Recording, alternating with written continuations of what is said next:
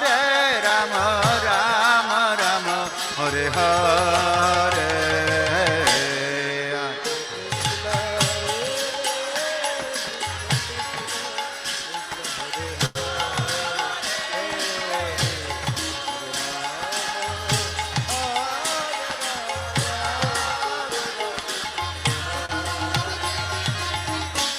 Hare Krishna, Hare Krishna, Krishna Krishna, Hare Hare, Hare Rama, Hare Rama, Rama Rama, Hare Hare, Hare Krishna,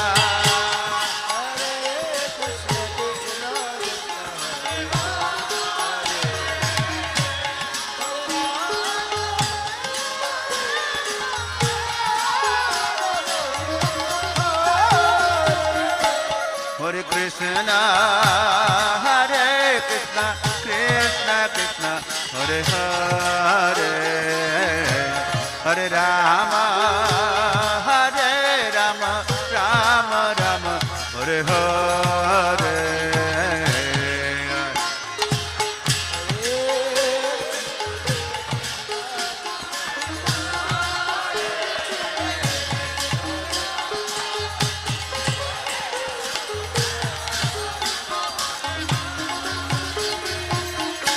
Hare Krishna, Hare Krishna, Krishna Krishna, Hare Hare, Hare Rama, Hare Rama, Rama Rama, Hare Hare, Hare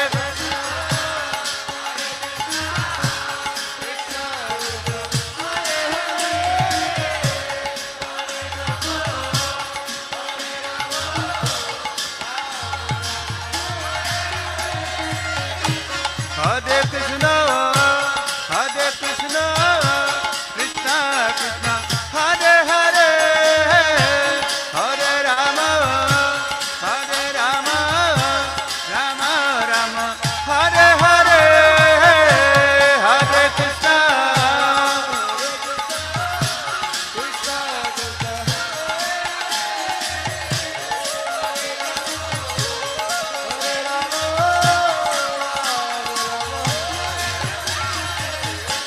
Hare Krishna, Hare Krishna, Krishna Krishna, Hare Hare, Hare Rama, Hare Rama, Rama Rama, Hare Hare, Hare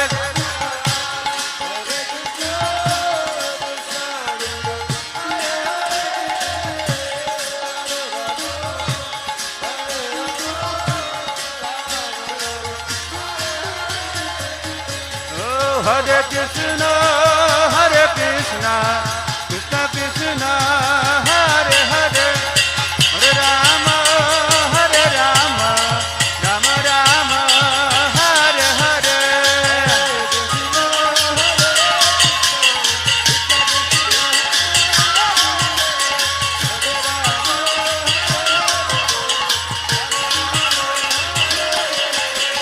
Hare Krishna, Hare Krishna, Krishna Krishna, Hare Hare, Hare Rama, Hare Rama, Rama Rama, Hare Hare.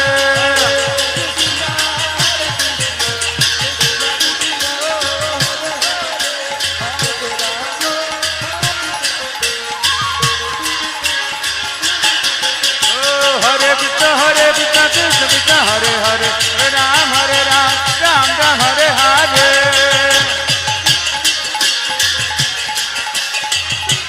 Oh, Hare Krishna, Krishna Krishna, Hare Hare, Hare Ram, Ram Ram, Hare Hare.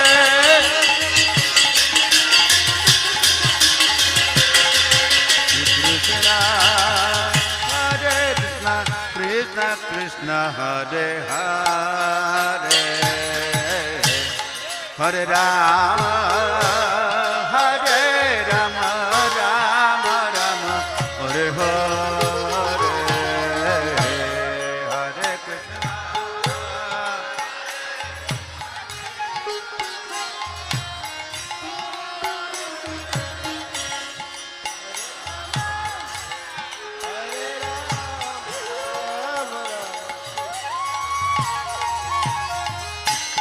Hare Krishna, Hare Krishna, Krishna Krishna, Hare Hare, Hare Rama, Hare Rama, Rama Rama, Hare Hare, Hare Krishna.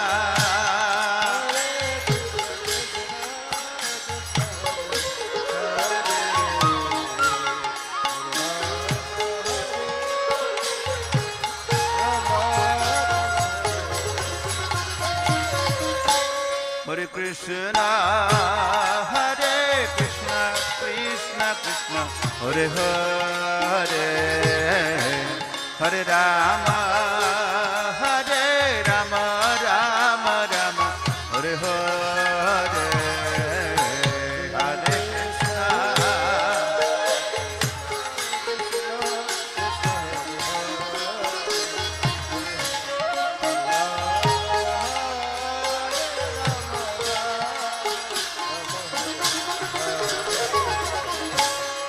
Hare Krishna, Hare Krishna, Krishna Krishna, Hare Hare, Hare Rama, Hare Rama, Rama Rama, Hare Hare.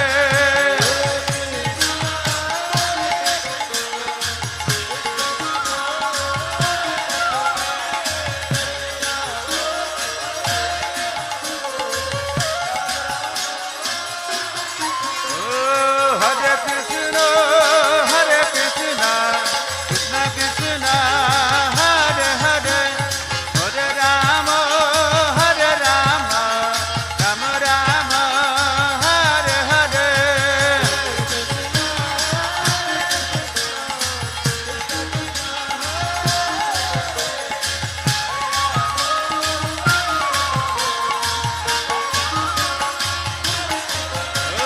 Hare Krishna, Hare Krishna, Krishna Krishna, Hare Hare, Hare Ram, Ram Ram, Hare Hare.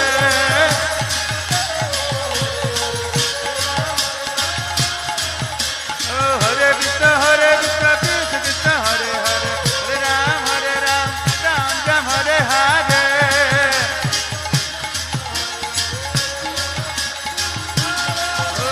Hare Krishna, Hare Krishna, Krishna Krishna, Hare Hare, Hare Ram, Ram Ram, Hare Hare.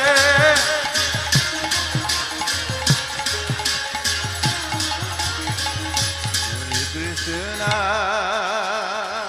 Hare Krishna, Krishna Krishna, Hare Hare, Hare Rama, Hare Rama, Rama Rama, Hare Hare, Hare Krishna.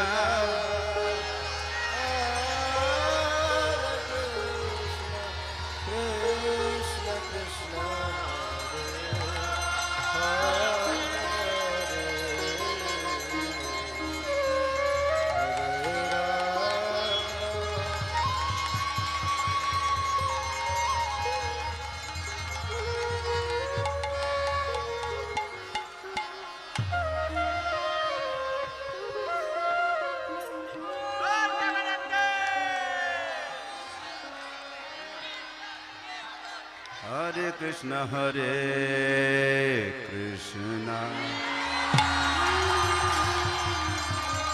Krishna Krishna, Hare Hare, Hare Rama, Hare Rama,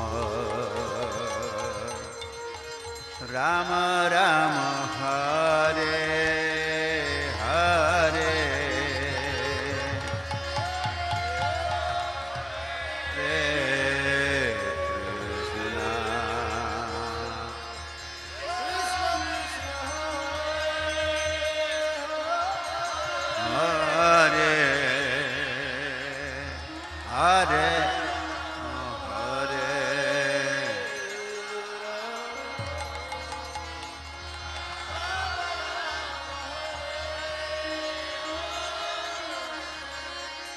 Hare Krishna, Hare Krishna, Krishna Krishna, Hare Hare,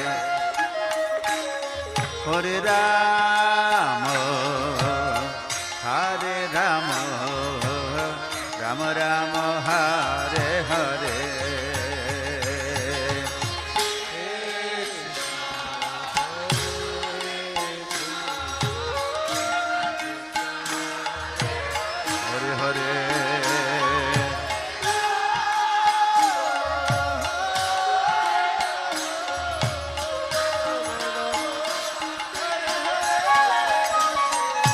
Hare Krishna, Hare Krishna, Krishna Krishna, Hare Hare, Hare Rama, Hare Rama, Rama Rama, Hare Hare, Hare Hare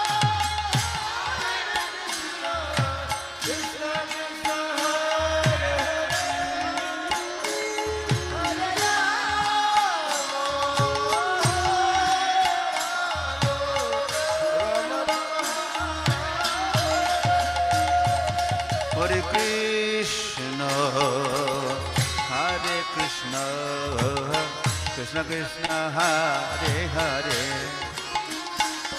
Hare Rama, Hare Rama, Rama Rama, Hare Hare, Hare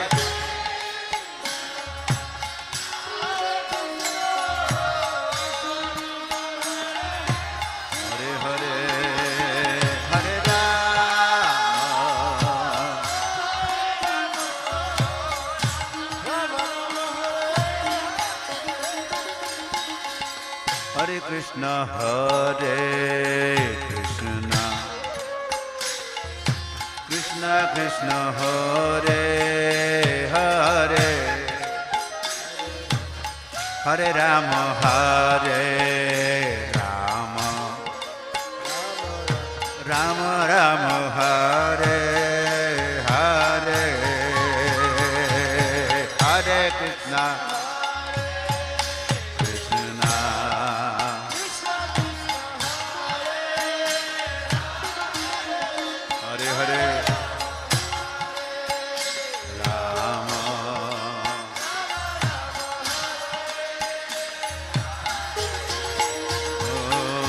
Hare Krishna, Hare Krishna, Krishna Krishna, Hare Hare,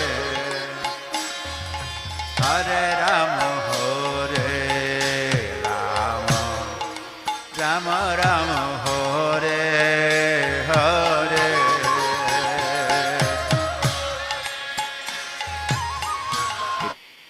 Krishna Krishna, Hare Hare, Hare Rama, Hare Rama, Rama Rama, Hare Hare, Hare Krishna, Hare Krishna, Krishna Krishna, Hare Hare, Hare Rama, Hare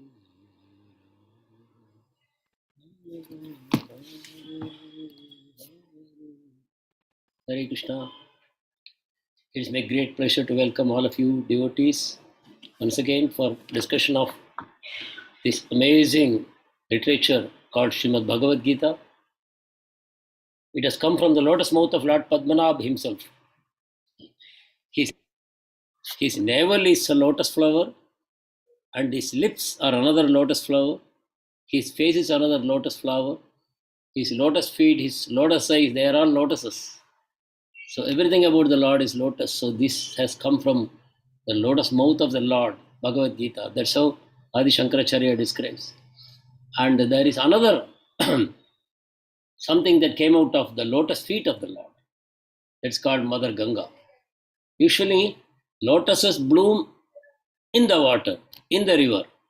But here, a whole river is coming out from a lotus.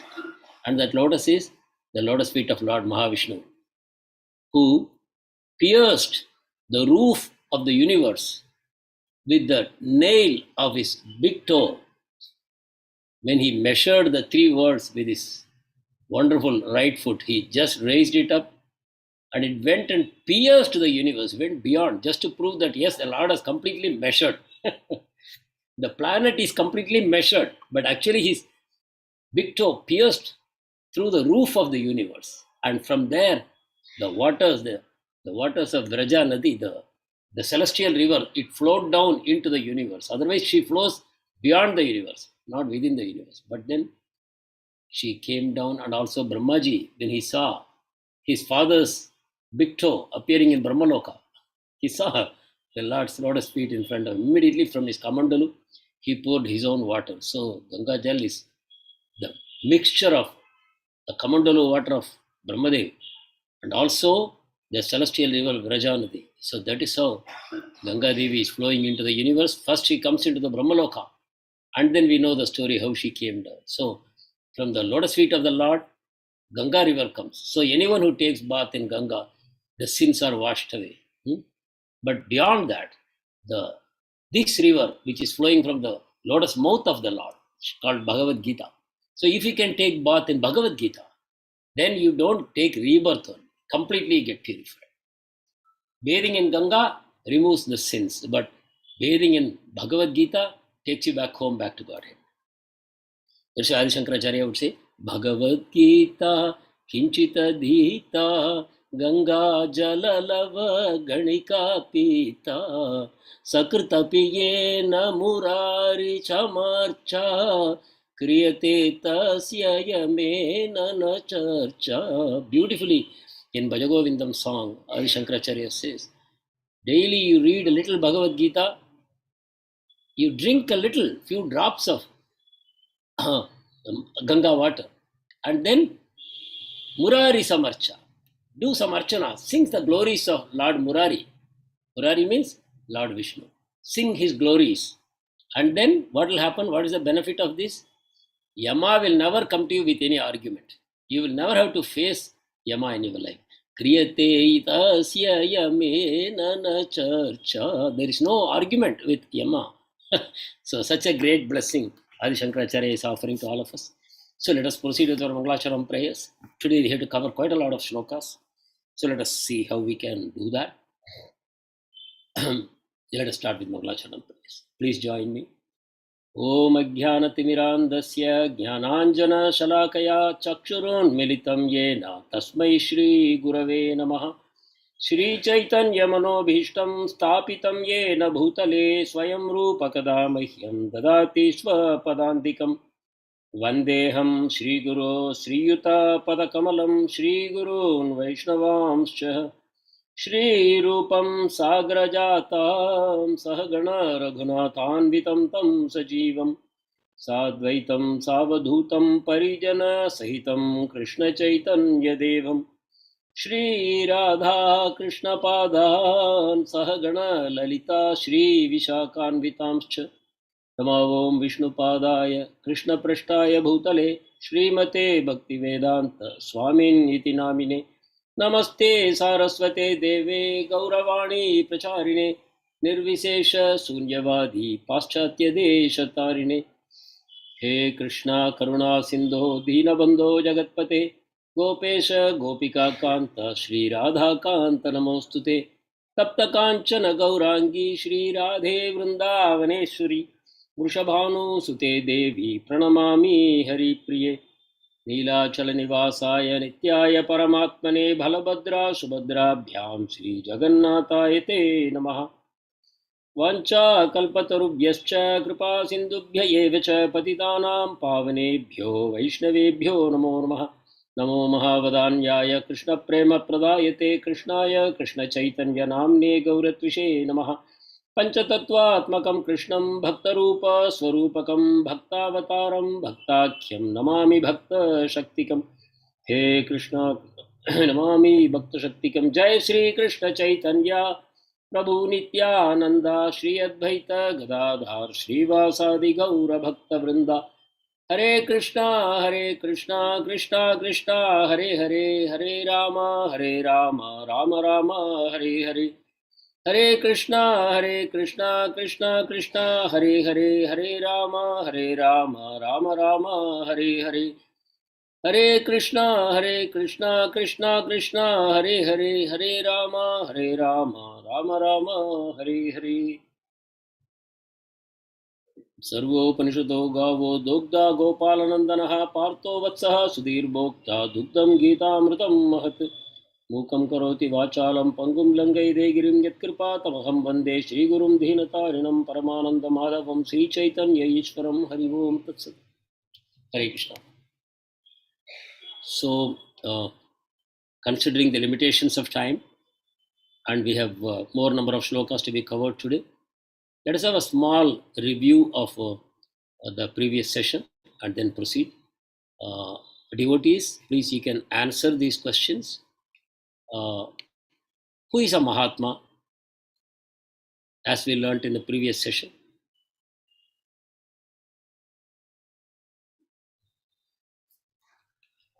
Short answers is sufficient. I don't want a lengthy discussion. A very short answer is sufficient. Who is a Mahatma?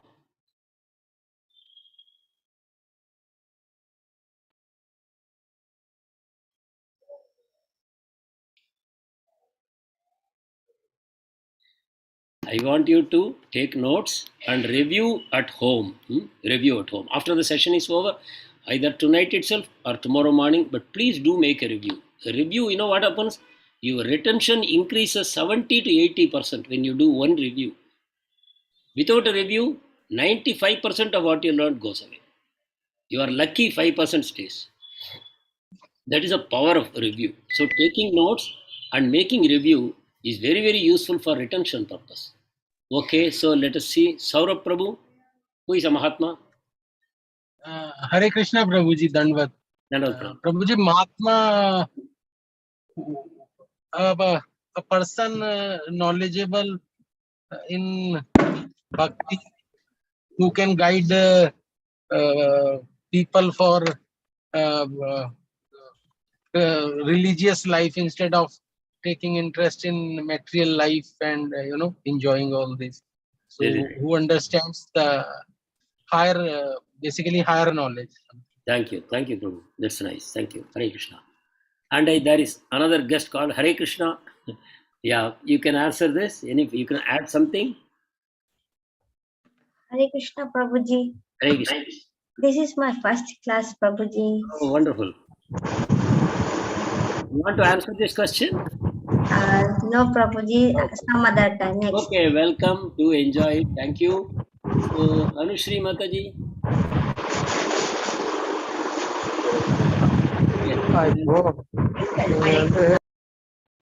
Yes. Please answer this question. Who is a Mahatma? Okay, so you also don't want to attempt it. Okay, so yeah, Saurabh Prabhu answered it correctly. Mahatma is one who has taken shelter of Devi Prakriti. One who has taken shelter of the internal energy of Krishna. Okay, Krishna has two major energies. He has unlimited energies. We are also his energy. We are called Jiva Prakriti. Prakriti means energy. So we are his marginal potency. He has internal energy and external energy. Those who take shelter of the internal energy, they are called devotees, pure devotees. They are in the shelter of Krishna, in the internal energy. But those who take shelter of external energy, they are not Mahatmas. So the definition is very clear.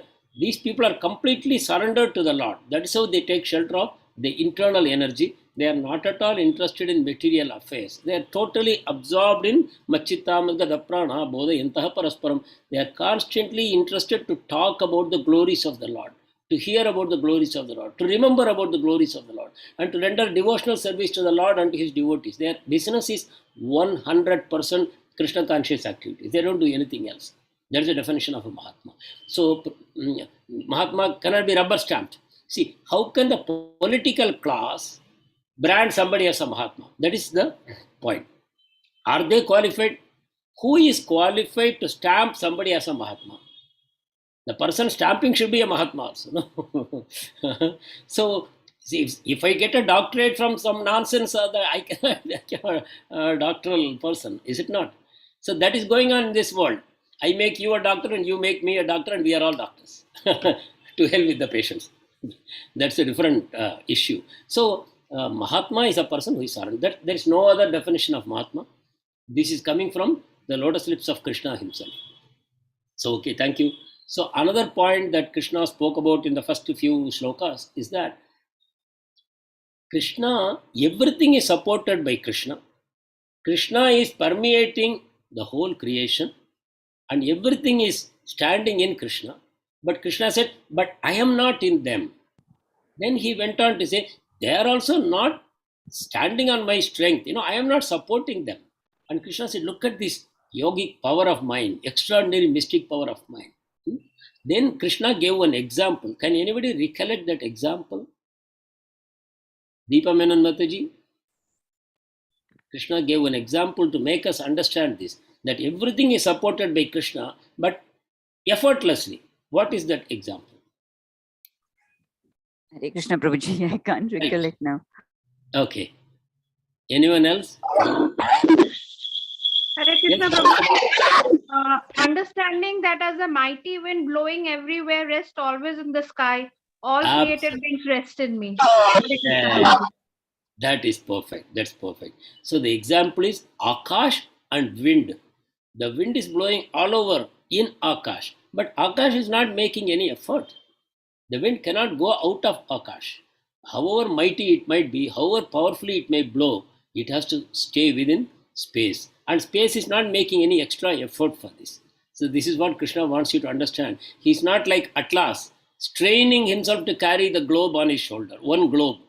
But the whole universes, Krishna is carrying effortlessly. That's a point. So, of course, there are many other points we can discuss, but for paucity of time, just to impress upon you the need for a review. These things are very clearly spoken by the Lord and in a way that everybody can very easily understand.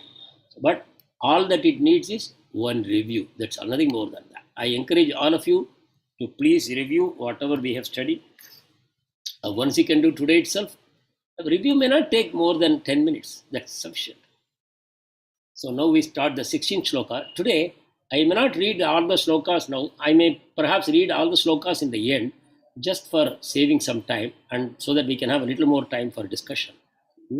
So from shloka number 16 to 19, Krishna is going to describe his amazing potencies. He's going to discuss that. And so very briefly, we'll quickly go through these shlokas, just to make us understand that everything is Krishna. You remember again, in the beginning of the chapter, we saw, I am permeating everything. What did he say like that? In the fourth shloka.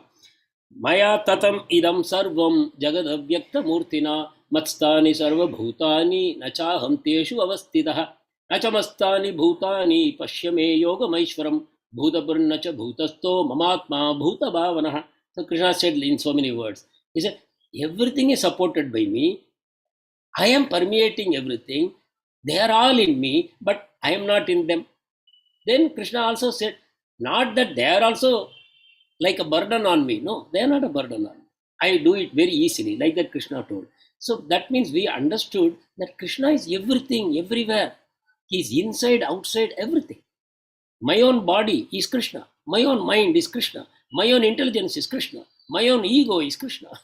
So my own everything is Krishna. So who is the soul? The soul is a part and parcel of Krishna. So this is the way to understand that we have to learn to see Krishna everywhere. And Krishna is going to help you in the next 4 shlokas in a very beautiful way. 16th shloka, I will read fully because so beautiful. The sounds are so nice. I request all of you to practice. See, believe me, I have not learned Sanskrit in school or college or outside in any tutorial. I don't know Sanskrit, as a matter of fact. I don't know. Whatever Sanskrit I know and I speak today, it is all gift of Srila Prabhupada just by reading his books only. By reading his books, by listening to lectures, by interacting with devotees, this is all the Sanskrit I know. Please don't mistake me as a Sanskrit Pandit. I am not. But here, if you read the shloka, below that you have word for word translation, and then there is complete translation. You read the shloka twice, the words start jumping at you, along with the meaning, the Sanskrit word. That is how powerful it is. So let us go into the 16th shloka. Aham kratur aham yajnah. Just see how many times the word aham comes. Then we will see what is the meaning. Aham kratur aham yajnah. Swadaham aham aushadham. Mantroham aham evajyam. Aham agnir aham hutam. Now, in the future shlokas, he will not say aham aham, but he had add. And let me read the 17th shloka, for example. Pita aham, here also aham is coming. Pita aham asya jagato mata dhata pitamaha. Here aham is not there, but I can read like this. Pita aham asya jagato aham mata aham dhata aham pitamaha, like that. Aham is not repeated, but you have to attach everywhere aham. Vedyam pavitram omkara ruksam ayujurevacha. So what is Krishna saying? Krishna is first in the 16th shloka. He is talking about yajna, because yajna is what keeps the world going. Devotees, it is yajna which is keeping the world going. Yajna means sacrifice, working without expectation of the reward, offering the fruit to the Lord. That is what is called yajna, offering the fruit, not trying to enjoy the fruit. So that yajna Krishna is describing here. The first three, what he is saying, aham kratur, that means Vedic rituals, Vedic yajna. Then aham yajnaha, this is based on the smriti. This is also yajna, but based on the smriti. Then thirdly, swada aham. Swada means that is a yajna for the ancestors, pitru. That's called swada. Swada aham, aham aushadam. Then all the medicinal herbs that you use in the yajna, that is also me. So Krishna is saying, I am the three kinds of Vedic ritual, yajna.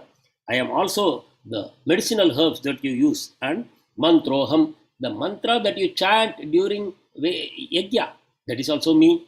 Mantro aham, ahameva ajyam, the ghee that you pour into the yajna, that is also me.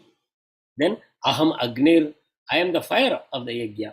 Then aham hutam, and whatever other substances you pour into the yajna, that is also me. So how is a yajna possible? Everything in yajna is Krishna. More details are there in Vishnu Sahasranama. Yajna, yajna padir, yajva, yajna go, yajna vahanaha, yajna dagat, yajna guhyam, annam, annada, like that, there you will have yajna brit, yajna krit, yajna bhuk, yajna sadhanaha, yajna antakat, yajna guhyam, annam, annada, like that, you get more how all yajna starts from Krishna. He is called Yajnapati. Krishna is the pati of all yajna. Bhoktaram yajna tapasham. Krishna says, I am the enjoyer of all yajnas. So he is the yajna, he is the enjoyer of all the yajna. He is the beneficiary of all the yajna. So like that, in this 16th shloka, he says. 17th shloka, little more introduction about Krishna. He is the father of the universe. He is the mother of the universe. He is the support of the universe, and he is the grandfather of the universe. Father and mother of the universe, because from him only everything has proceeded, we know. So that way he becomes a father and mother of the universe. How we see the grandfather of the universe? Because Brahmaji is the creator of this creation, what we have seen. Brahmaloka, from there everything is created. But that Brahmaji is the son of Mahavishnu. If you know, he comes from the navel. So that way, if Brahma is our father, then Krishna becomes the grandfather. But actually, now it is settled that everything is Krishna. So, who is my father in this lifetime? My father, who is that? That is Krishna. Who is my mother in this lifetime? That is Krishna. Who is my grandfather in this lifetime? Krishna. So, Krishna is only coming in so many forms. Who is my daughter? Who is my son? Who is my uncle, auntie, brother, sister? Who is my friend? Who is my neighbor? Who is my enemy? They are all Krishna. Everything is Krishna. So like that we should know that everything is Krishna. And why do I then feel sometimes happiness, sometimes misery? That is because of my false ego. My false understanding that I am this body. That is creating all the problem. Then Krishna says, I am the one to be known. Vedyam. Vedya means I am the one to be known. Pavitram. I am pure and I purify everything. Omkara. I am the syllable Om, which is there in every Vedic mantra. Every Vedic mantra will start with Om. That Om is me. Then Rit Sama Yaju, all the Vedas, they are also me. Then 18th shloka.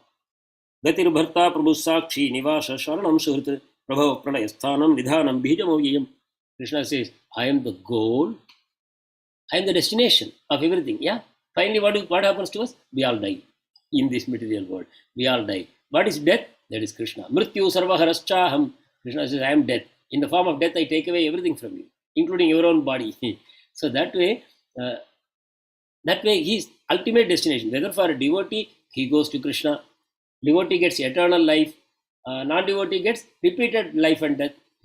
But in any case, ultimate destination of all the souls is to go back to Krishna. In that sense, the ultimate goal is Krishna. Ultimate goal is Krishna. And Gatir Bharta, he is the supporter of everything. He is supporting everything and he is the master of everything. He is the witness. As Paramatma, within all of us, he is the witness. And abode, we are all supported by him. And also he is the refuge. If you have no other shelter, Krishna is your ultimate shelter. Actually, Krishna is your real shelter. All other shelters are false shelters. Like they say, no, in Tamil there is a proverb that you should not depend on a mud horse to cross the river. What is the point in depending on a mud horse to cross the river? So we should take support of the real refuge, that is Krishna. He is our real refuge. And he is our most dear friend, Suhrit. He is our well-wishing friend. And he is the creation, maintenance and destruction of everything. And he is the eternal seed. From him, creation happens again and again and again. He is the eternal seed from which all creation takes place. So that way, Bijam Avyayam. Eternal, Bijam means seed, eternal seed. Then 19th shloka. This is further description of Krishna. Tapameham aham varsham nigrishnami utsrujami cha amritam chaiva mrityuscha savasachaham arjuna.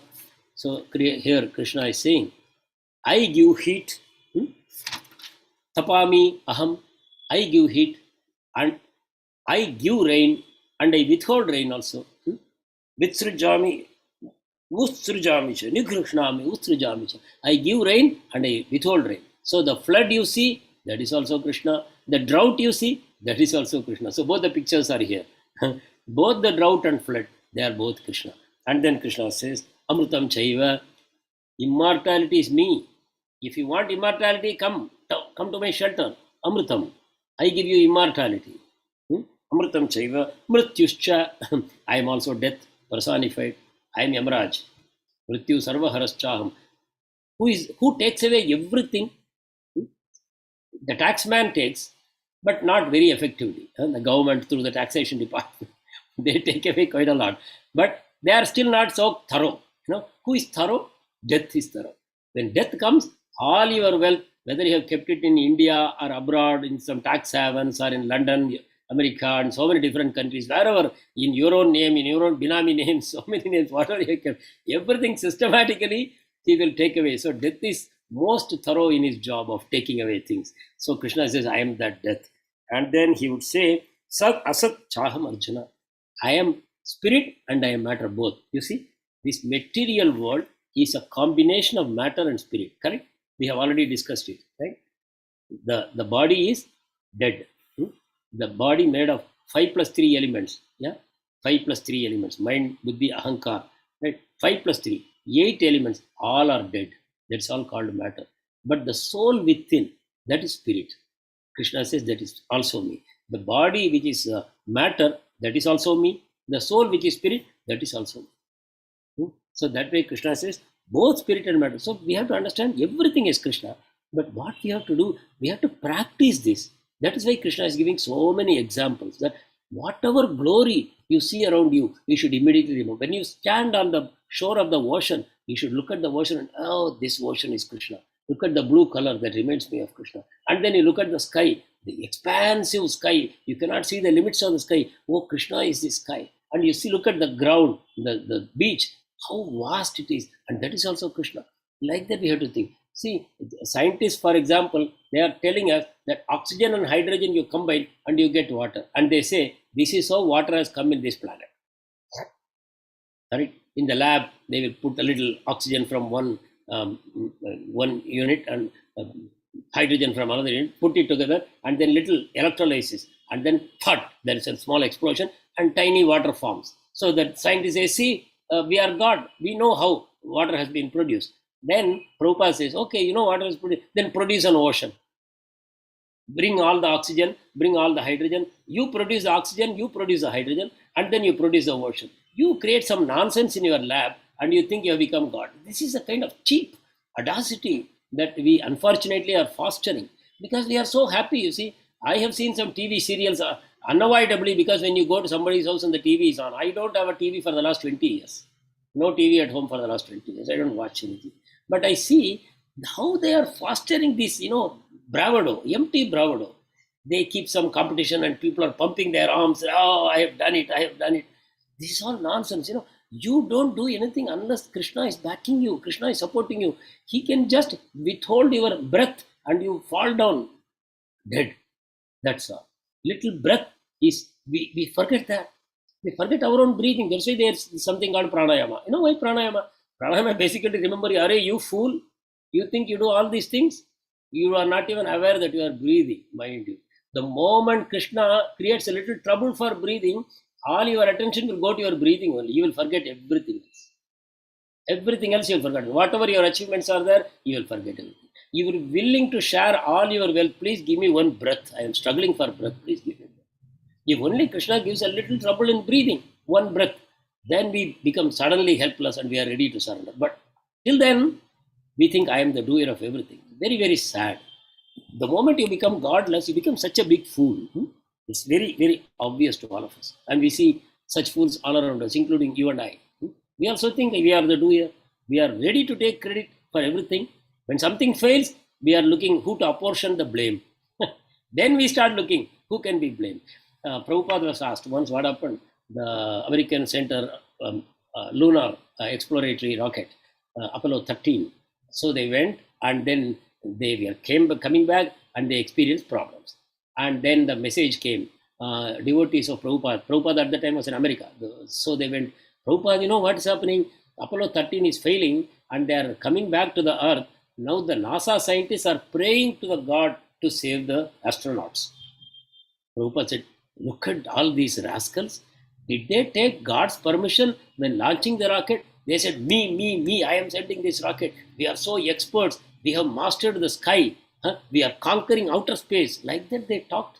And now when it is failing, they want to blame God, is it? When it fails, see, we prayed to God, but still He did not save our rocket. Look at the mentality of people. I want to blame someone for all disasters. But for every success, I want to be sure that I get the credit. So, unless we overcome such tendencies, we will never get Krishna. That's why I am reminding you all these things. All these tendencies which are coming to us from the world around us in this Kali Yuga, Kale Doshanidhe Rajan. This world is full of faults. All these tendencies come to us from this world. We don't want to give credit to anyone. My own teachers, my own parents, my own relatives who supported me in so many different ways, my friends, I forget everyone, whatever role they have played in my life. The natural forces, the demigods, the rishis, the insects, they are playing such a big role in our life. Do you know? They have measured in some value also. If honeybees were not there, how much loss will be there to the global economy? Almost we will go out of food, we will die.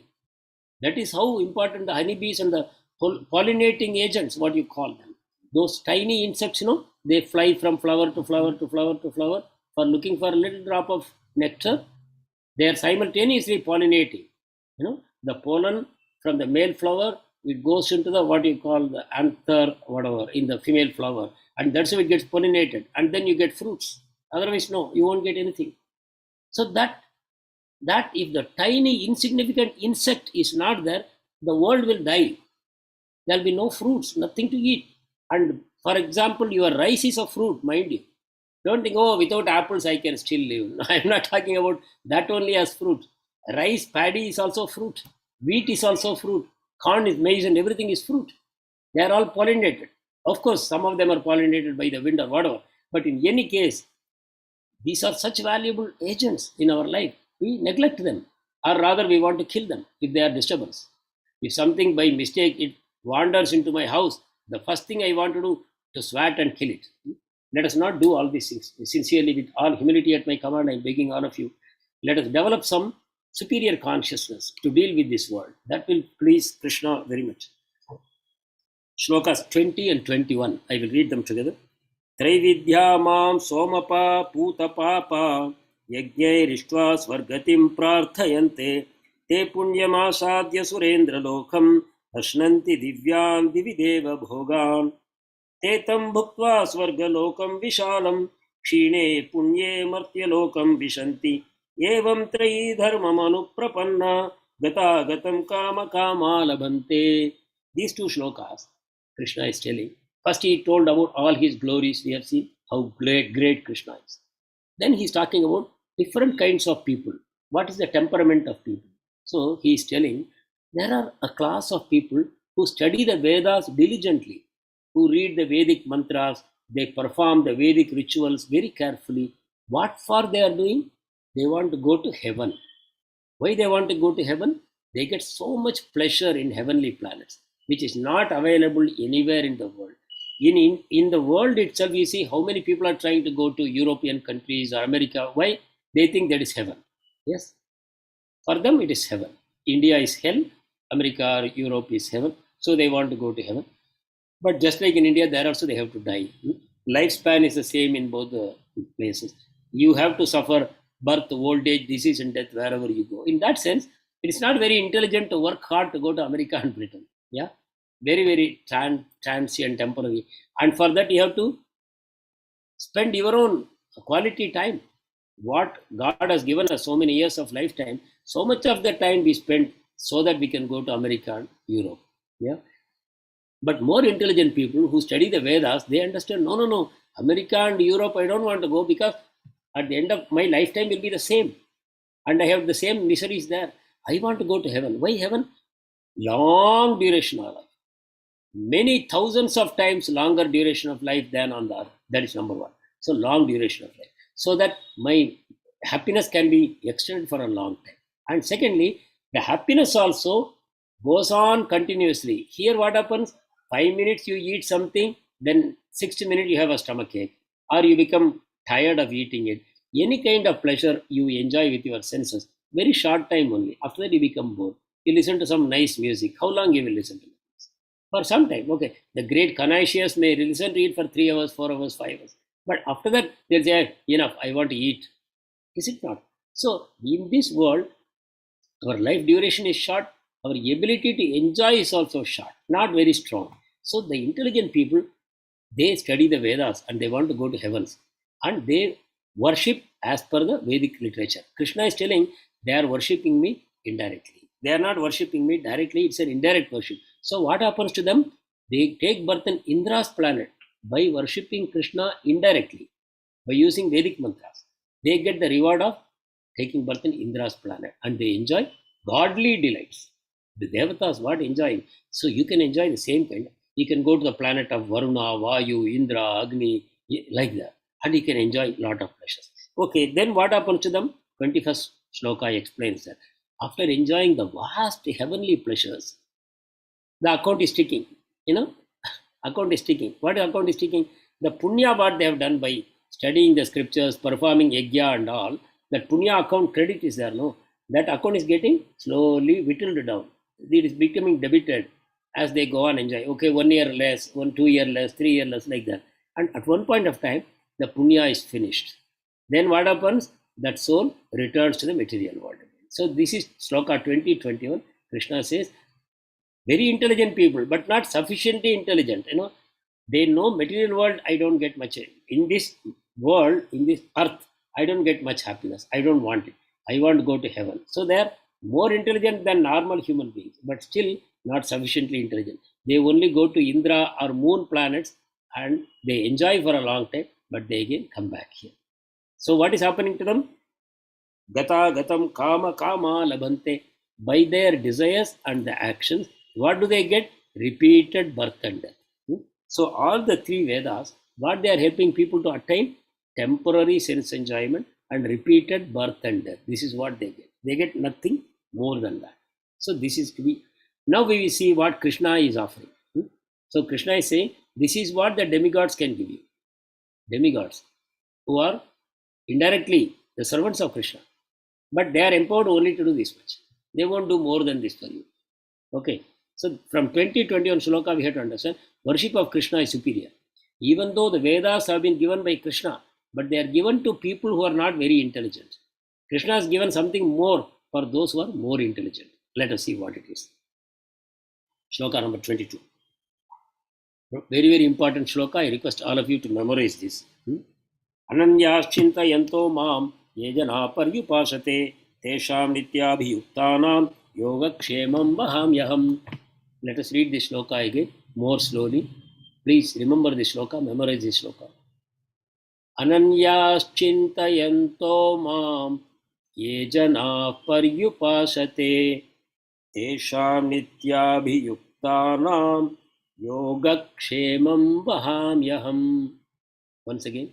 Ananyashchintayanto mam ye jana paryupasate tesham nityabhiyuktanam yogakshemam vahamyaham. So now you are seeing aham, aham, aham so many times in this chapter. Because Krishna is a person, so he's talking about aham, aham. Don't think God is some impersonal power or force. That will not say aham, aham. Only a person will say aham. And here Krishna is talking about himself. So here Krishna is talking about pure devotees. Previously he talked about those who worship the Vedic mantras. What they get, we have already seen clearly. By worshipping the Vedic mantras, what do you get? Already explained. Now we are going to explain. Pure, exclusive devotees who worship Krishna in his beautiful, amazing form, what do they get? That Krishna is explaining. So he says, I carry to them whatever they lack. Whatever lacking for them, I give it to them. And whatever they already have, I preserve it for them. So, and what Krishna says, Vahami, I will personally provide this. This is when it is the matter of devotee, Krishna takes it as his personal responsibility. He does not ask somebody else to do it. Krishna personally does it. Whereas for other cases, karma, the Maya Devi will do everything. According to whatever we do, the rewards we will get. But when it comes to devotee, personal care, Krishna is providing. And by the way, in this shloka, the last phrase, Yoga Kshemam Vahamyaham, I hope at least some of you will remember where you have seen this. Because once upon a time, in India, insurance was LIC only. There was no other insurance. And what is insurance? If some calamity happens in your life, to protect you and your family dependents, there is some scheme of insurance. If something untoward happens to you, that money will be paid to your dependents. That's called insurance. So that insurance company has this phrase, Yoga Kshemam Vahamyaham. Just imagine, Krishna's words they have stolen. To whom they are paying royalty? They think I don't have to pay anybody royalty. And I can coolly use what Krishna says. Is LIC Krishna? Please think. This is what is going on. To protect and insurance, what do? They collect your premium. Till that time, the agent is behind you.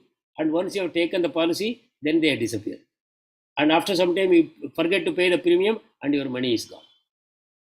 And also, if something happens and you go to claim the insurance, I am not saying that people should not take insurance, but I am very upset and unhappy that they are using the words of Krishna in insurance. Krishna, if you do a little bhakti, he remembers you. And he comes, whether you forget it or not, you may forget, but Krishna comes to save you.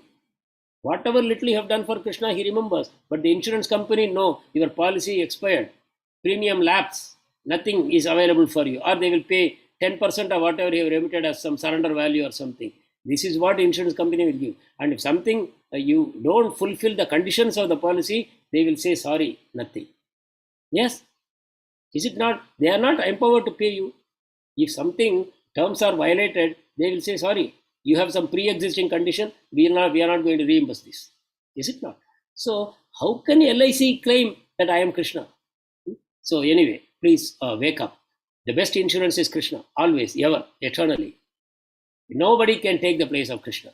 Whether it is a government insurer or a private insurer or whatever, they can never take the place of Krishna. Place your trust in Krishna and be safe. Be safe just by placing your trust in Krishna.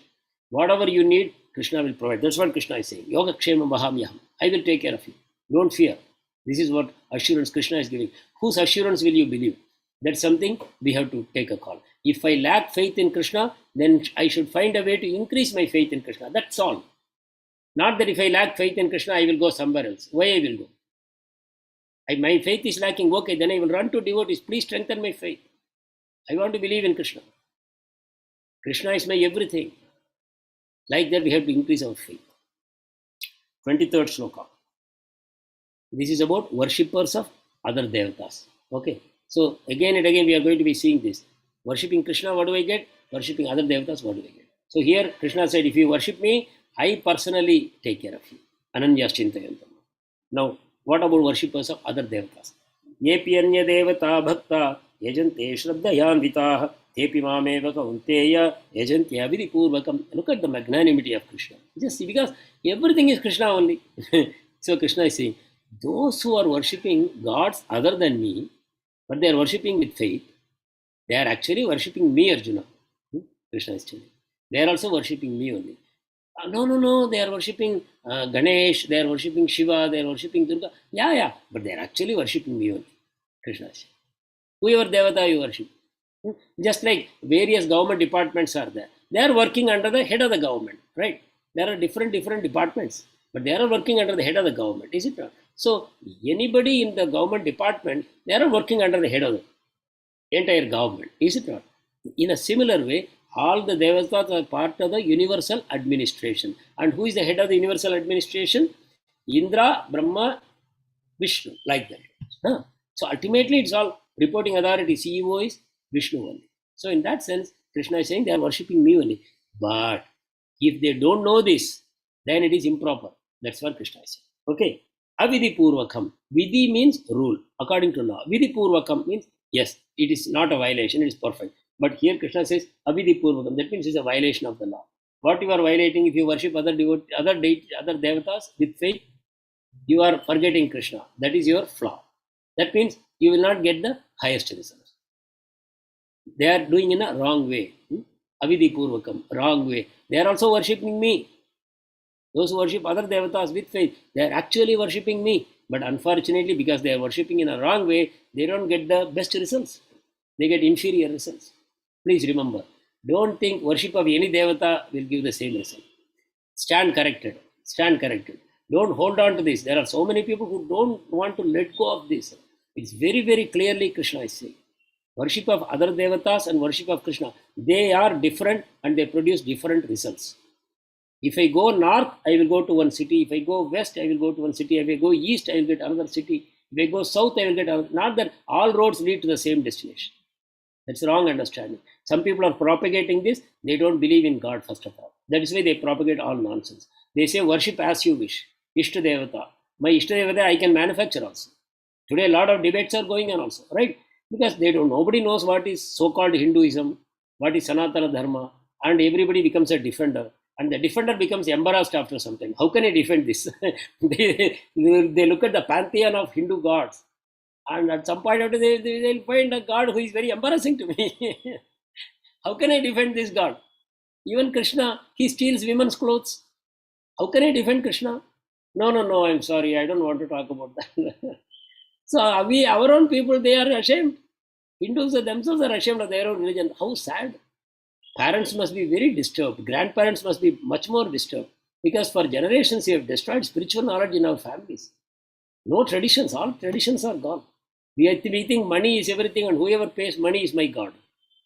And we are ready. Otherwise, how we can support atheists? We are supporting. On the one side, we are worshipping in temples. On the other side, we are supporting atheists to rule us. That means whom do we believe more? God only knows. So all these things are going on. So Krishna says worshipping other devatas is improper. 24th shloka.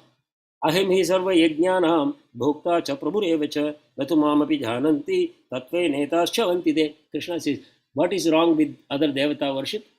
This shloka clarifies to you. He says, I am the only enjoyer and master of all sacrifice. So if you recognize this, then you should worship me. I am the only enjoyer and master of all sacrifices. All sacrifices, yajnas are meant for me. So if you don't recognize my true transcendental nature as beyond all other devatas, then you fall down. So by worshipping other devatas, thinking they are all equal to Krishna, thinking there are so many gods, Krishna is one of the gods. Ultimately, God is formless. If you think like that, you fall down. If you ultimately think there is formless and Krishna is equal to all other gods, then you fall down. So that is the point we get in 24 sloka. 25. Yanti deva vrata devan, pitrun yanti pitruvrataha, bhutani yanti bhutejya, yanti madhyajinopima. Further Krishna is clarifying. If I worship different deities, what will happen to me? I think that one sloka is missing here, but I will supply the translation here.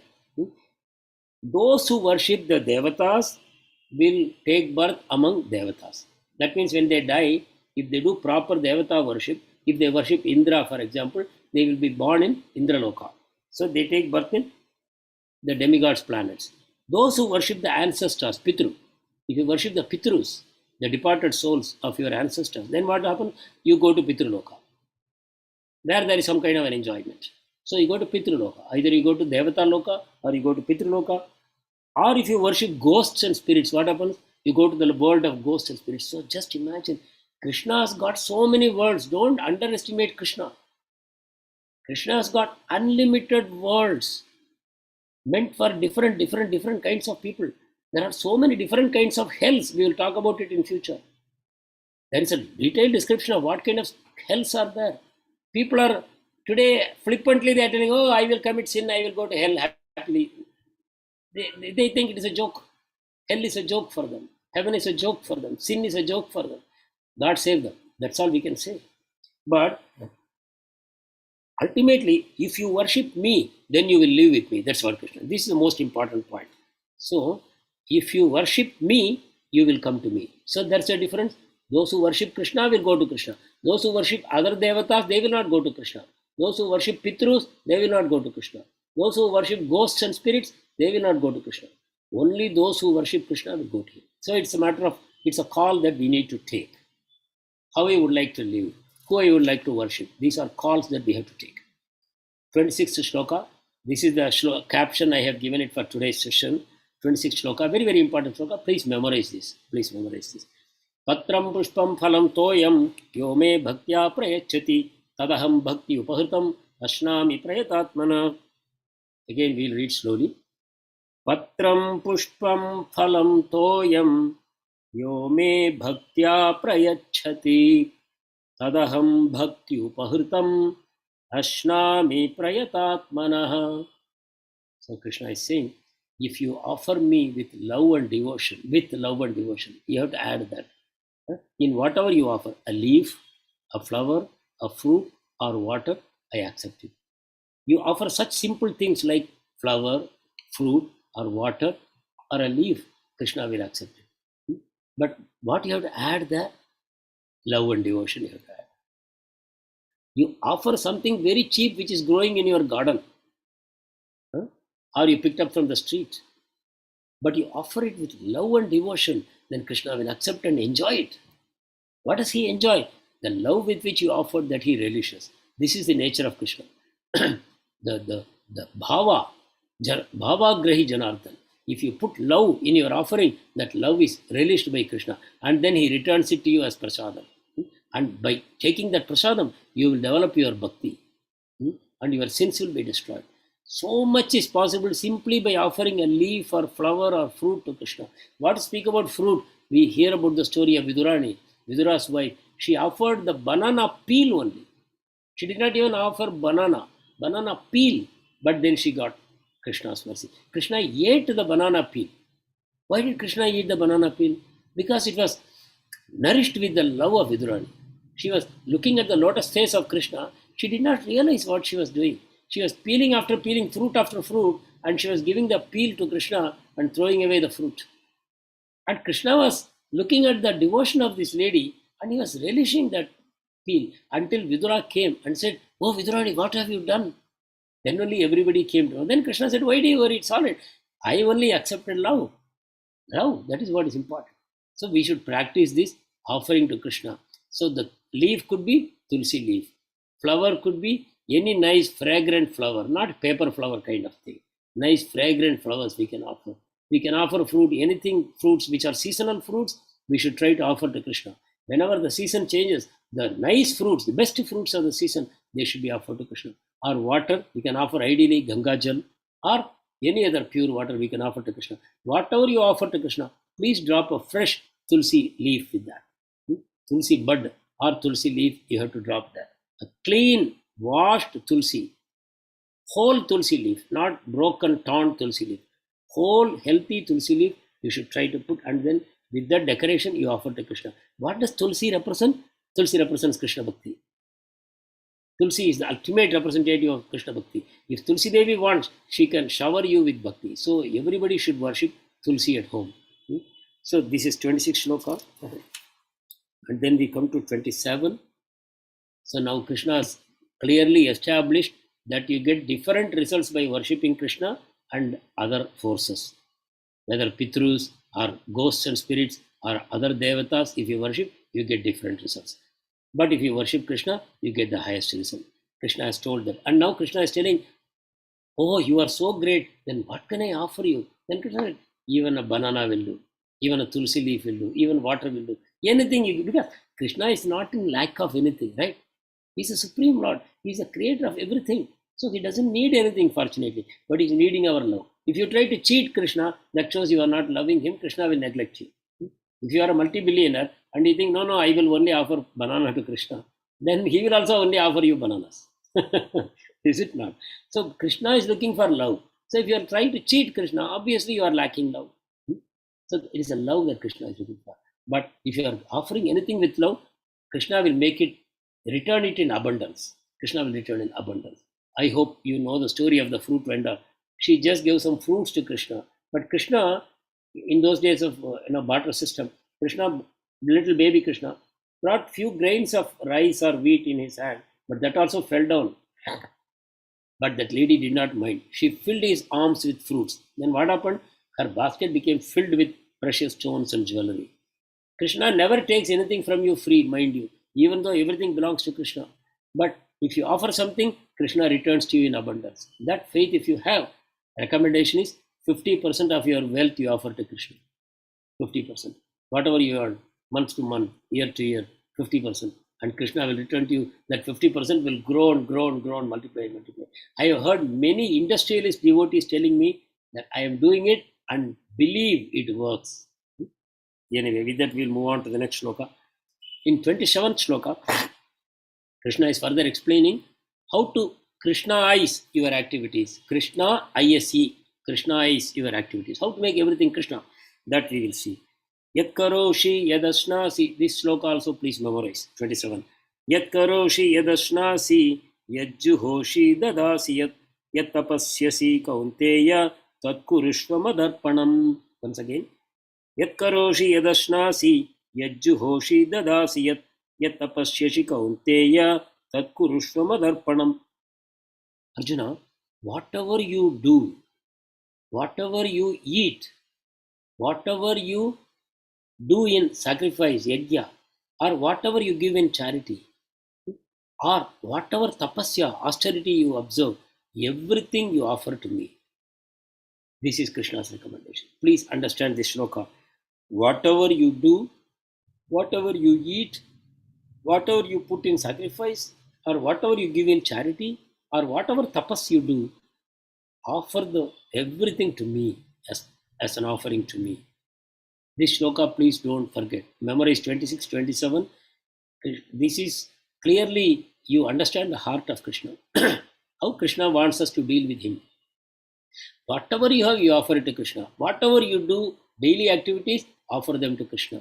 So 3 times a day, can we remember him? Trisandhyam at least.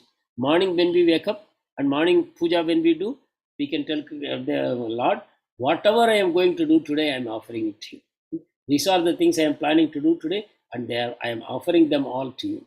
Similarly, in the afternoon, whatever I have done so far, they are offered to you. What I am going to do, I am offering to you. Then again in the evening, in the night, whatever I have done today, it's all for you.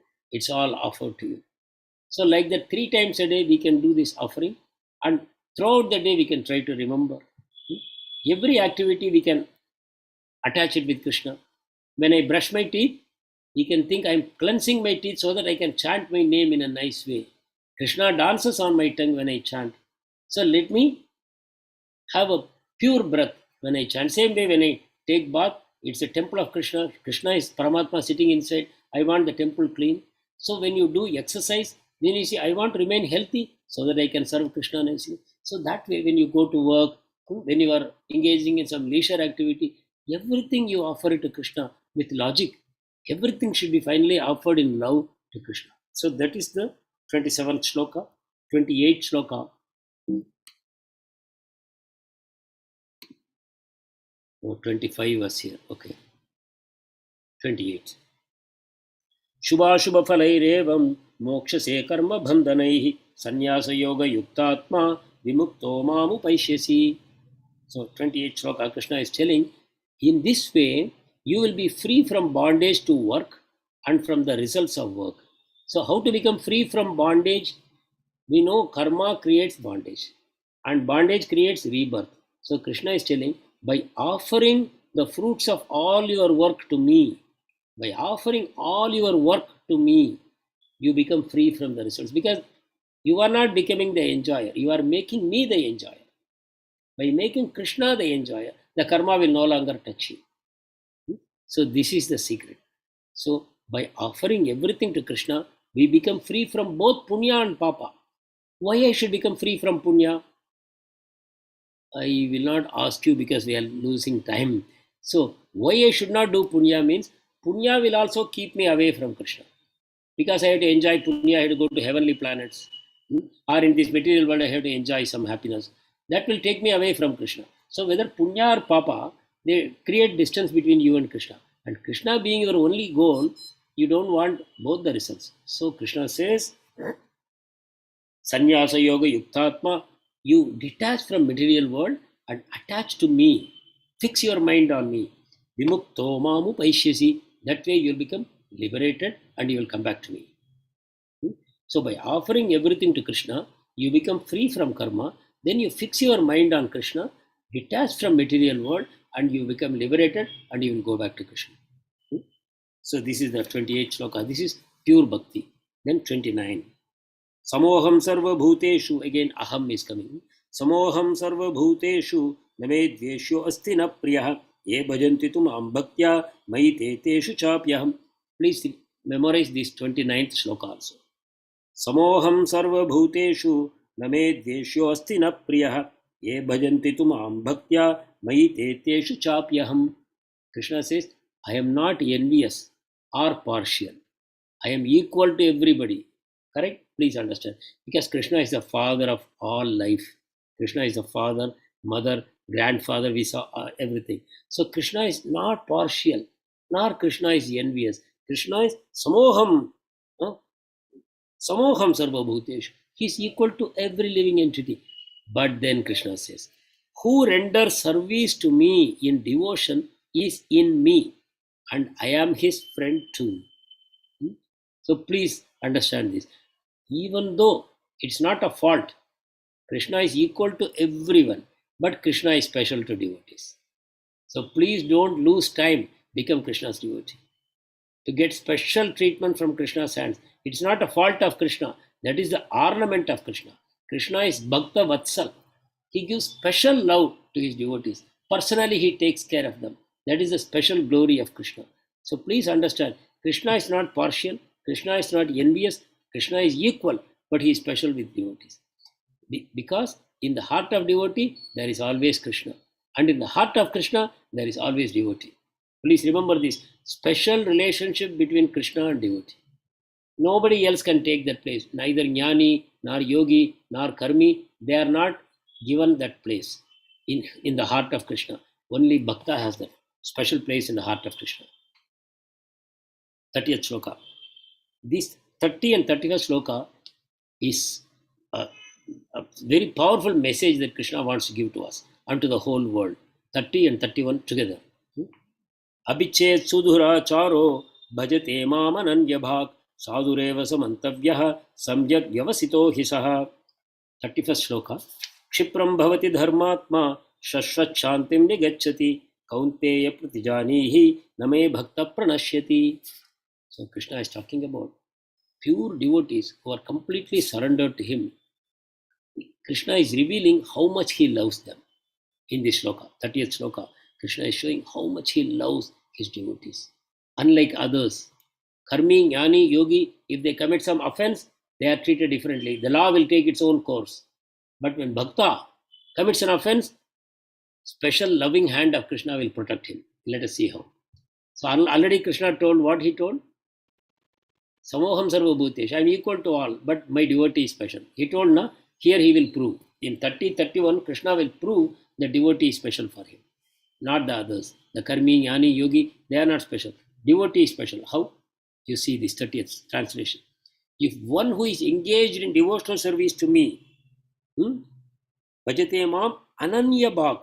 Please mark this word, Ananya Bhak. Ananya Bhak means without deviation. Completely he surrendered to Krishna. He is continuously serving Krishna like that. And somehow, because of past habits, before becoming Krishna conscious, he had some habits. Because of the force of habit, he commits a sinful activity. An abominable sin he commits. But he continues to worship Krishna as his life of life. He is worshipping Krishna. Somehow he has committed a crime. He is regretting it sincerely, but he is not giving up Krishna consciousness. Mind you, the greatest prayaschitta is Krishna consciousness only. We have already discussed that. There is no greater prayaschitta than Krishna consciousness. So that way, a pure devotee, even if he commits a sin, he doesn't have to do any prayaschitta. He continues bhakti only. So here Krishna is saying, if the devotee, even if he commits sinful activity, but he continues to do devotional service undeviatingly, then he is in proper position. He is properly situated. Then what happens to him? 31st sloka, Krishna says, he quickly becomes righteous and attains lasting peace. Even though he is disturbed temporarily because of the sinful action, very quickly he will become a dharmatma. And he will get Sashvat Shanti, permanent peace of mind he will get. And Krishna tells, O Arjun, Kaunteya, son of Kunti, Arjun, declare boldly that my devotee will never perish. So Krishna is giving this assurance to the whole world through his devotee Arjun. What he is telling, my devotee will never perish. Even if he commits a sin, I am there to destroy all that sin. He committed sin by an accident because of his past bad habits. But today he is my devotee. He has to be considered as a sadhu always. You should not think he has committed a sin, he is not a sadhu anymore. Are you getting the point? Even if he commits a sin, he is a sadhu only. Not that in future he will become a sadhu. Even if he commits a sin, right then he must be considered as a sadhu. You must understand, some of you may be hearing Bhagavad Gita for the first time. Some of you may be a little confused about this, but there is nothing to be confused about. You can write to me for clarifications on this point. Don't get it wrong that sinners can also get mercy of Krishna. Please don't get it wrong, like Christians will preach, unfortunately. That is not what Jesus Christ told, but they are preaching that if you become Christian and you accept Jesus Christ, then you can go on doing crime. Every week you have to confess, that's all. That too secretly you can confess. You don't have to publicly confess.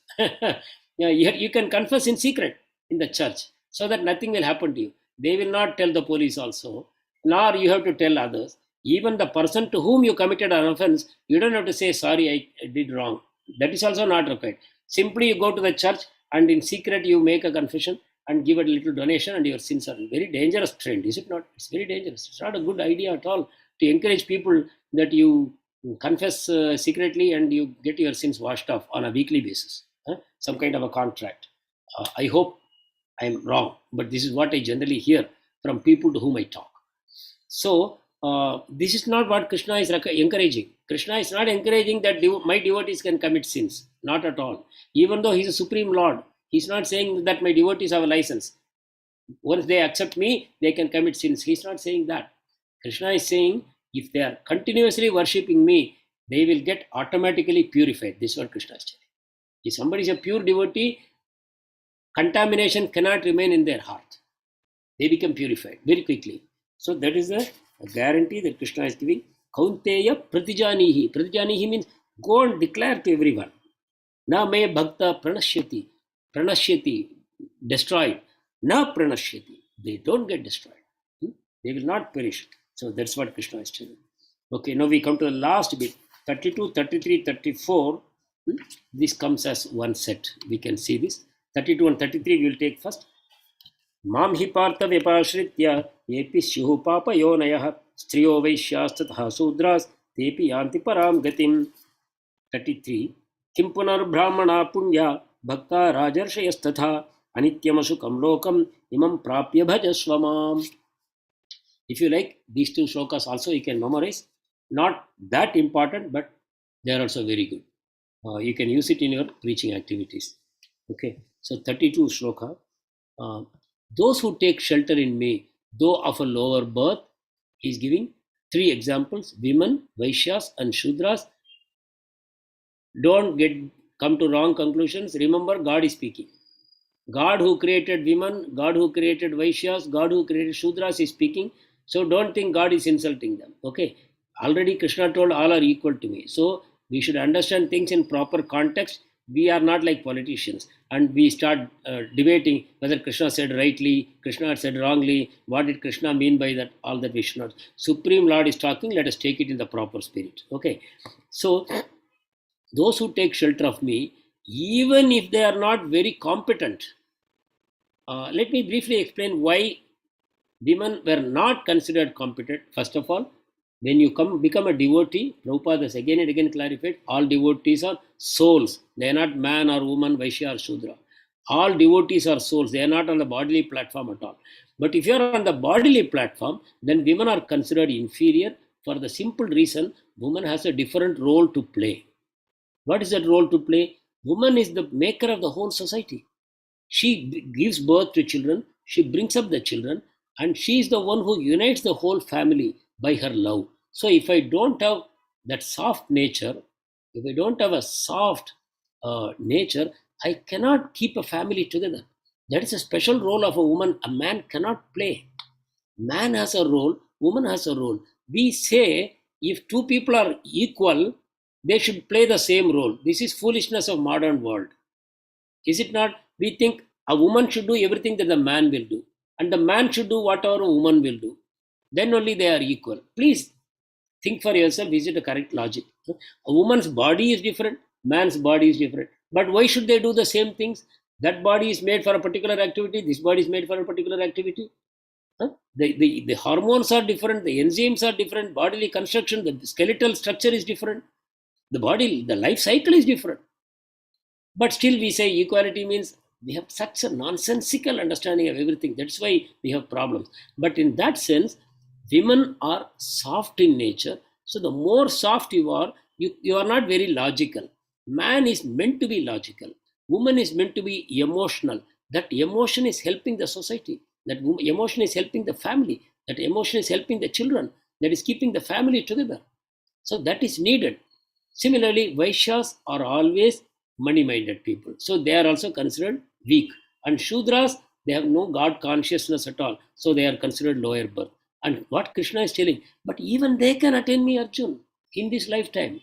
Krishna is not telling women should be reborn as man, Vaishyas and Shudras should become reborn as Brahmana. He's not saying.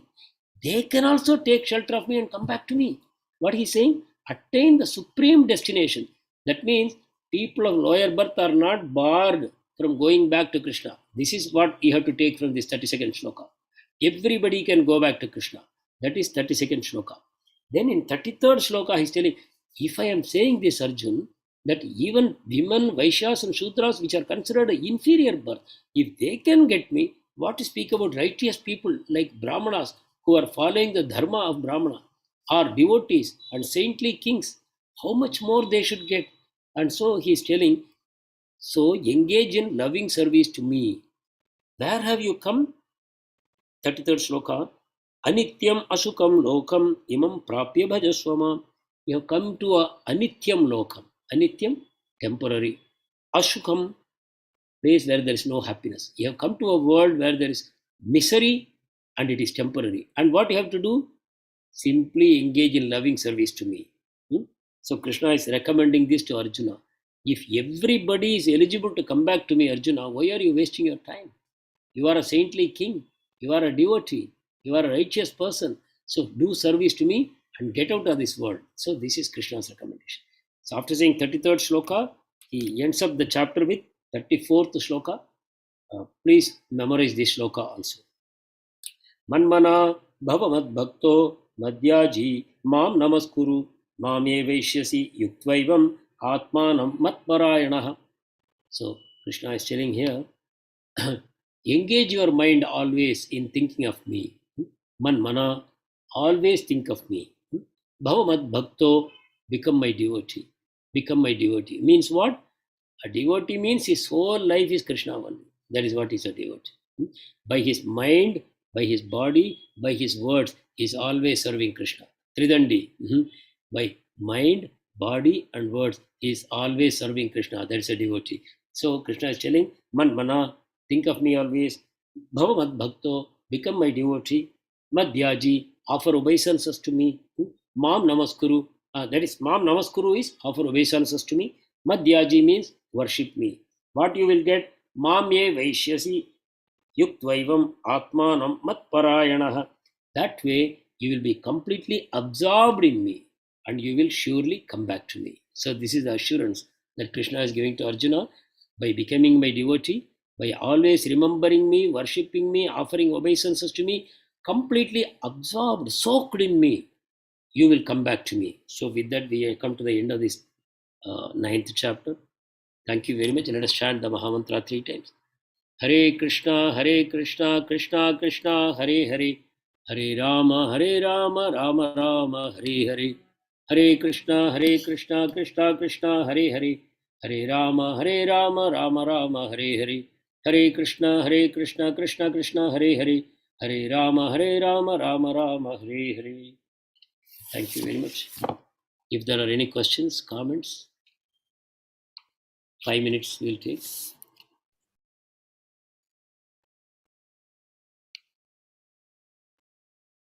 Shivkumar Prabhu, you have any questions? Yes. Hare Krishna Prabhuji, God talks about 3 Vedas. Yes. Adharvana Veda, was it born later? Yeah, no, you will find that the only 3 Vedas are generally talked about. Atharvana Veda is basically about Prayoga, what we call the application Veda. That means whatever is there in the 3 Vedas, they are more like theory and practical. No? So in Atharvana Veda, you will find how to perform yajna, how to prepare the place, how to prepare the ingredients. Like that, it is more like what you call Tantra, the practical aspects of the other 3 Vedas. That's why it is generally not considered as a separate Veda. Like you have, Ayurveda is also part of our Veda. So that would all become part of the final Vriksha Ayurveda. Like so many things are there. They will all become part of the 4th Veda. So in that sense, the 4th Veda being mostly application oriented, that's not counted with the other 3. But it is very much part of the original 4 Vedas only. Atharvana Veda. Actually, we always say Veda Vyas divided the Vedas into 4. There was actually 1 Veda only. But when Kali Yuga came, Veda Vyas divided that into 4, so that it will be easier for people to learn. Earlier it was not written down also. But Veda Vyas got it written down and he divided into 4 and he created 4 parampara systems for propagating these 4 aspects of the Vedas. Is it okay, Prabhu? Thank you, Prabhuji. Thank you. Hare Krishna. Thanks. Sauru Prabhu? Hare Krishna, Prabhuji. Prabhuji, like Prabhupada said, we have to follow rules like no non-veg eating, no illicit relationship, no drinking. So we are following all those things. But importantly, like lot of intoxication is there. Like we are in service or business, wherever. So like in society, celebrations, but so how to get away with all these, because these are also disturbing Krishna consciousness with us in daily life. So how to just balance now, if we are like we started 16 mala every day and Mahamantra and all, but still there are a lot of intoxication, Prabhuji, around. So how to handle all those? That's why Kalir Dosha Nidherajan Asti Eko Mahan Guna Kirtanadeva Krishnasya Mukta Sangha Param Brajet. Kali is full of faults. So these faults will continue. But we have to strengthen ourselves by increasing our devotee association. as much as possible physically being associated with devotees. Otherwise, through the books, through virtually, we should remain in devotee association. We should read the scriptures, we should take notes, we should meditate on them, we should increase the amount of time we give on scriptural matters. Let's say not scriptures, Krishna. We should give as much time to Krishna as possible. That way, Krishna will create a situation for you to gradually come out of all these addictions. So actually, you see how much money we need for our maintenance. These are all things that you have to start thinking about. No, like for example, somebody is having a meat business and they want to know whether I should give up that business. What is the answer? Or somebody is having a liquor shop. Should I close down my shop? So like these questions will come. So the Krishna will reveal from the heart what is the best thing for you to do. The more you surrender, Krishna will guide you in the right path. So we should always remember why I am doing what I am doing. That is the way to fix your consciousness. Why I am doing, I am in a society and I am behaving in a particular way. Why am I doing it? What am I wanting? Say for example, if a boss is coming home, how much preparations we are going to make? If boss is visiting, the man who is deciding my future in my office, who is going to decide whether I should get a promotion or I should get a termination notice, he is the one who is going to decide. So how much care we take to receive that person, to deal with that person. Then what about God? God is giving you your every breath. But we take God cheaply. We think, no, God will not take my breath away without my permission. Or no, God can be taken cheaply. I don't, now my boss is more important. God I can take care later on, So that is our consciousness, no? So the consciousness, once it is properly fitted in the right place, I am eternally the servant of Krishna. Once you click that, then all your problems will disappear. But we are all in the earlier stages of bhakti. So let us be grateful to Krishna, whatever opportunities that he has given to us. But let us remember this. Whether I am doing the right thing or wrong thing, the test is, why am I doing what I am doing? Is the money so much important to me? How much more money I want? How much money is my target? What I plan to do with that money? So all these are questions that I have to ask for myself. Then the answers will slowly come. Or I should accept a guru. And I should say, this is my guru and whatever he says, I will do. If he says jump into the river, I will jump without looking back. Then a guru will guide you perfectly. Till you have not accepted a guru like that, you have a duty to think on the basis of scriptures, whether I am doing the right thing or wrong thing. Is it okay, Prabhu? Ji, Prabhu. Very well. Thank you for accepting. Hare Krishna, Prabhuji. Yes, Hare Krishna. Yes, Ajit Prabhu. Prabhuji, continuing this, at times I feel my problems and my stress keeps me engaged with Krishna more. That's good. So, see, it said, whether something is auspicious or inauspicious, how to find out? If it makes you more Krishna conscious, it is auspicious only. It is not inauspicious. So, very nice. That's a good answer you gave. So, if whatever happens to you, if it makes you increasingly turn to Krishna, be happy. No problem at all. If it makes you turn towards devotees, if it makes you turn towards Bhagavad Gita, then it is perfect. All for your best interest. And Krishna is doing it. Yes. Shivakumar Prabhu, any question? Hare Krishna. So thank you. Hare Krishna, Prabhuji. No, I don't have any other. Okay. Hare Krishna, Prabhuji. Yes, One question, Prabhuji. Yeah. Krishna, he creates and then he destroys every time. It goes around in a circle. Has there been any time in the beginning when he didn't create it? I mean, when it all started, or is it like it's a timeless thing? Prakriti is eternal. Jiva is eternal. Bhagavan is eternal. Time is eternal. Karma only is temporary. Everything else is eternal only. So this creation, coming and going, everything is happening eternally. And mind you, you just now you said Krishna creates and destroys. That way also Krishna says. But more importantly, Krishna is not personally engaged in this activity. That is done by his external energy automatically. That goes on automatically. As long as there are souls having desires to enjoy separately from Krishna, this material energy will do its job. Maya Adhyakshena Prakriti Suyatesha Chara Charam. External energy is doing its job. Krishna is the ultimate background. But Krishna is not directly involved. Krishna has set the law. The law. and external energy perfectly executing the law. It doesn't take the case every time to Krishna. Krishna, tell me what I should do. No. External energy is perfect. Krishna's energy. She never goes back to Krishna for any consultation. The law is understood perfectly and implemented perfectly. Nothing, no flaw in implementation. Not like our courts. The court judge himself sometimes develops some doubt whether I should do like this or do like that. Not like that.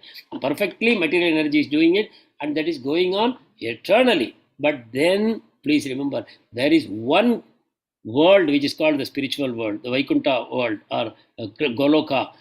They were never created, they are never changed. It is eternally existing like that.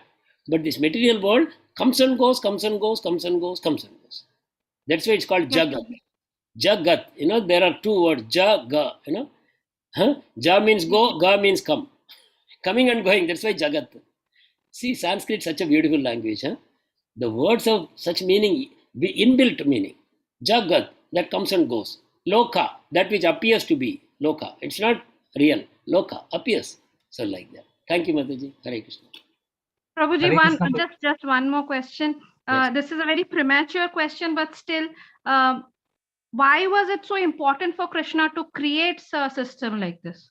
It was not important for Obviously, Krishna. It was important for us. That's why Krishna says, I am not at all attached to this world. He says, Name karmani limpanti. Krishna says, this karma doesn't touch me, Arjuna, because I have no interest here only. Krishna's But interest Prabhuji, is Krishna can change everything. So Krishna cannot guide when a soul is trying to come out, and it's such a miserable condition what is here. Bhagavad Gita? What is Bhagavad Gita? Is Krishna not guiding us? But when we are making that start, when we are actually saying that, okay, I want to separate out from you, I want to enjoy myself, at that point, Krishna can intervene, and he has the power. But even Krishna in has words, intervened. he is the Krishna component. Krishna has intervened. That is why he has created this material world. That is why he is sending his acharyas. That is why he is personally coming down in the form of avatars. That is why he is coming personally as the holy name. He is doing everything. The moment you are separated from him, Krishna's efforts have already started. As Paramatma, he is sitting with you all the time. Whichever body you choose, he goes with you. He is not choosing the body. But Prabhuji, when we start karma, why can't we just snip it in the beginning? I mean, the karma thing should not come only in the beginning, right? But Mataji, what you are saying is, why did Krishna give me independence? Yes. But that independence is Krishna's nature, and you are his child. So the nature will be with you. We don't want independence. The child takes after the parent, is it not? Takes after the parent. Actually, your distinguishing feature is that independence only. Without that, you are a robot only. But Prabhuji, if we want to give up that independence, let him take over and do what he wants. Exactly. That is what Krishna is telling here. What Krishna is telling, use your independence. I said this here. Yeah, see, he's saying, use your independence to become my devotee. Use your independence to worship me. Use your independence to offer namaskarams to me. And that way you will come back to me. So what Krishna is saying, Arey, I have given you independence, na? That independence you surrender to me. But Prabhuji, it's such a long process, Prabhuji. That is a long process. You decide at this moment it is done. See, when you are saying it is long, that means you are not yet ready to surrender. That's all. That's all right. Krishna is not saying, no, this moment only you should surrender. He never says that. He says, take your time. I will wait with you. I will go with you wherever you go. And also, Prabhuji, so many flaws. How do we correct it so fast? Please remember all these things. Then you will never forget Krishna. See, not only that Krishna has given you independence, but all the time sitting in your heart, he's prompting you, he's guiding you. Only for those people who are not devotees, they don't hear his voice. But the moment you have become his devotee, you will start hearing his voice more and more clearly. And he will stop you from doing anything wrong. I have experienced in my life. I am such a nobody. But you will experience Krishna talking to you. And that way he will save you lifetimes, Mataji. Please believe me. Between someone who doesn't hear the voice of Krishna in the heart and another person who hears the voice of Krishna and another person who acts on the voice of Krishna, big difference. You save lifetimes. You save millions of years of reincarnation by simply listening to Krishna. So have no anxiety like that. Once you become a devotee, you are in safe hands. Krishna is going to guide you all the way back. Hare Krishna. Thank you, Prabhuji. Hare Krishna. Hare Krishna. Hare Krishna, Prabhuji. Yes, Ajit Prabhu. Prabhuji, I wanted to ask you this like my, I'm talking about my case. I am far away from that soul understanding, or I am the Prakriti part of it. So I wanted to understand, is it okay if I am doing my bhakti in the form saying that I am the most fallen, take care of me, Krishna. Is that a way to go? Till the time some understanding that really started believing I am the Prakriti, I'm the soul, that understanding comes, whether that Perfectly okay. Perfectly okay. But as a devotee, we know this also. As a devotee, we know that I am not the body, I am a spirit soul. Correct now, Prabhu? yeah, but realization It will hasn't take its time. It will take its time. Till that time, this body, either you treat it as your instrument or you treat this body as you. Either way, the body is to be engaged in the service of Krishna. That's all. Whether the body is me or whether the body is my instrument, in either case, it should be used in the service of Krishna. That's all. Does it answer your question? Yes, Prabhu. Yes, Prabhuji. Yeah. Jai. Hare Krishna. Dandavat Hare pranam. Krishna. Dandavat pranam. Vancha kalpatarubhyascha kripa sindhubhya eva cha patitanam pavanebhyo vaishnavebhyo namo namah. Is there any question? Vijaya Murthy Devi Darshanataji? Oh, no, Mataji. No, Prabhu. Thank you, Prabhu. Thank you. Very nice class. Thank you so much, Prabhu. Hare Krishna. Hare Krishna. Hare Krishna, Hare Prabhuji. Krishna, Dandavat Prabhuji. Prabhuji. Thank you, Prabhuji. Thank you. Prabhuji. Hare Krishna. Hare Krishna, Prabhuji. Dandavat. Hare Krishna. Dandavat pranam. Hare Krishna, Prabhuji.